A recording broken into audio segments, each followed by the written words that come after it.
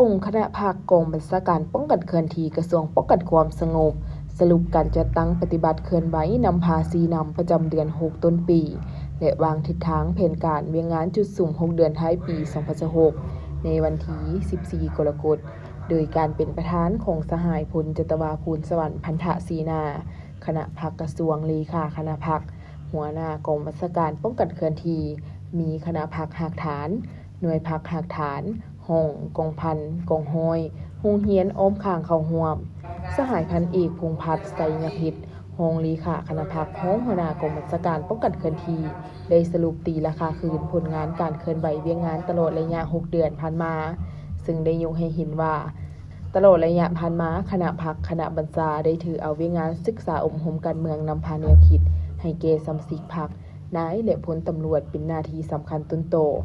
เป็นเวียงงานปลายเหลี่ยมโซนห้อยเข้าในทุกเวียงงานในนั้นได้มอบความรับผิดชอบโดยกงให้คณะพรรคคณะบัญชาแต่ละคันในการนำพาศึกษาอบรมค้นคว้าเสื่อมซึมแนวทางเพจนโยบายของพรรคมติคำสั่งบรรดานิติกรรมระเบียบการและข้อห้ามต่างๆของกำลังป้องกันความสงบเคียงคู่กันนี้คณะพรรคยังได้เอาใจใส่ตั้งหน้าก่อสร้างพรรคให้หนักแน่นทางด้านการเมืองแนวคิดเข้มแข็งทางด้านการจัดตั้งและปฏิบัติตาม5หลักการ3ทิศชี้นำในการก่อสร้างพรรคแสดงออกสามารถขยายมหาสุนผู้ที่มีความก้าวหน้าเข้าเรียนสนับสนุนได้18สหายเลื่อนขึ้นสมาชิกพรรคสำโรง21สหายและสมบูรณ์5สหายนอกนั้นผ่านการปฏิบัติหน้าที่วิชาเฉพาะในการป้องกัน